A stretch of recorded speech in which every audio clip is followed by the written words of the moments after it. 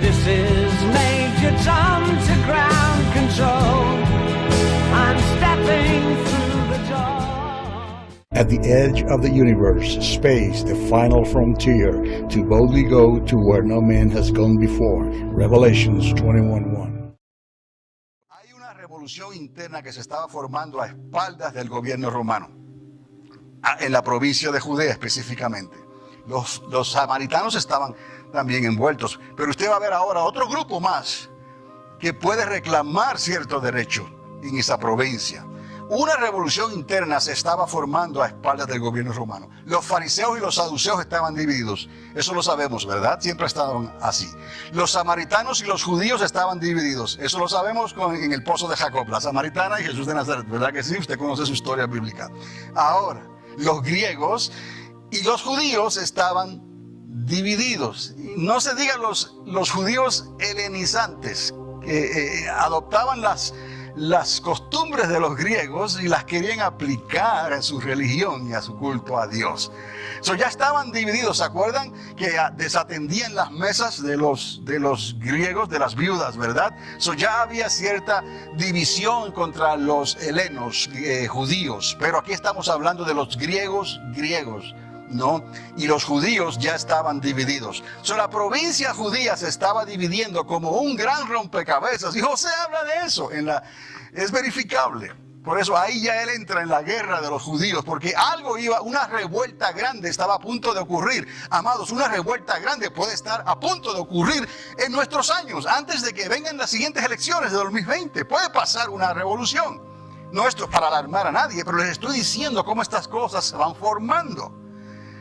Es parte de lo que Dios quiere, que la iglesia tema a Dios y le pida a Dios que también le proteja de estas cosas. ¿Está conmigo?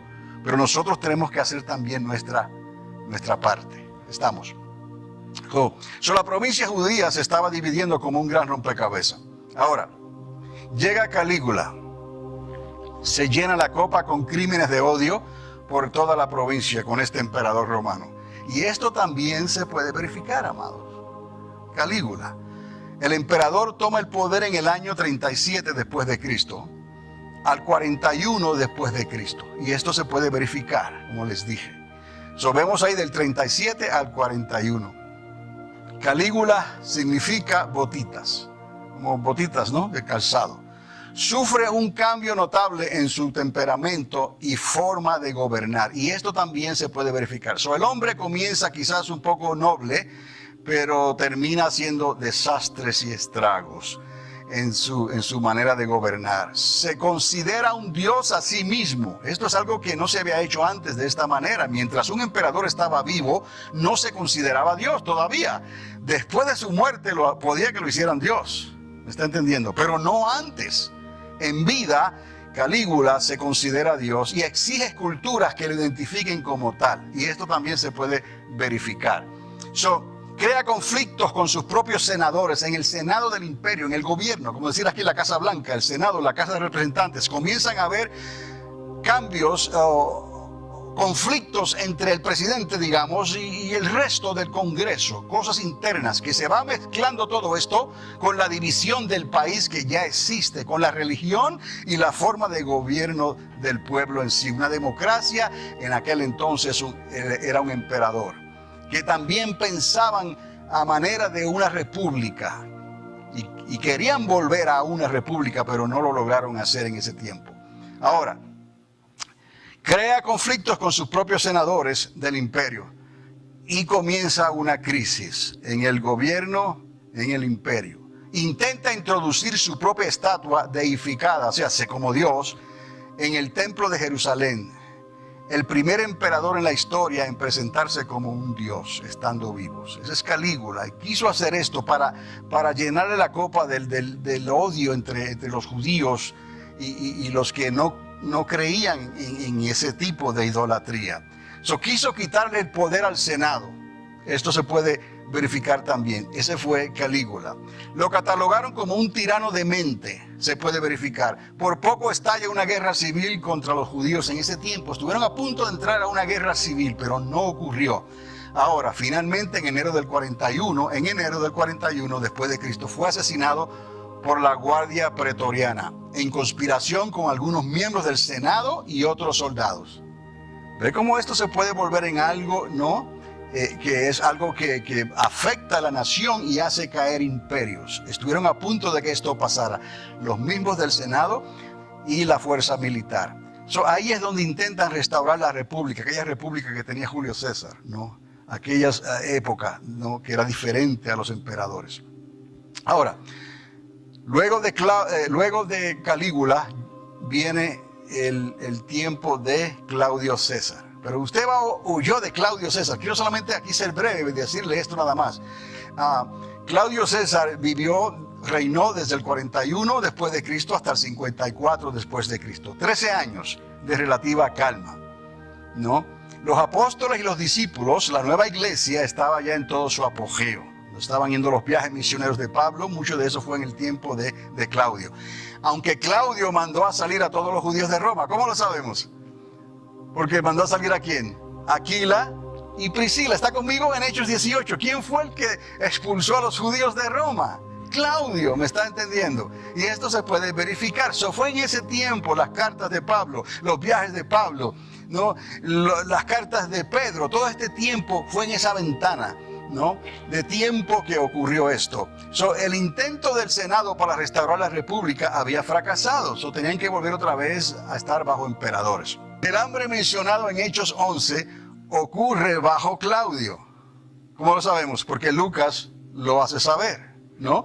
Entre los años 46 y 47. Ese 46 y 47 después de Cristo fue el tiempo del hambre, ¿no? Bajo el gobierno de Claudio que escribió Lucas. Ahora, había calma relativa en esos 13 años, pero ¿cuántos han escuchado que después de la calma viene qué?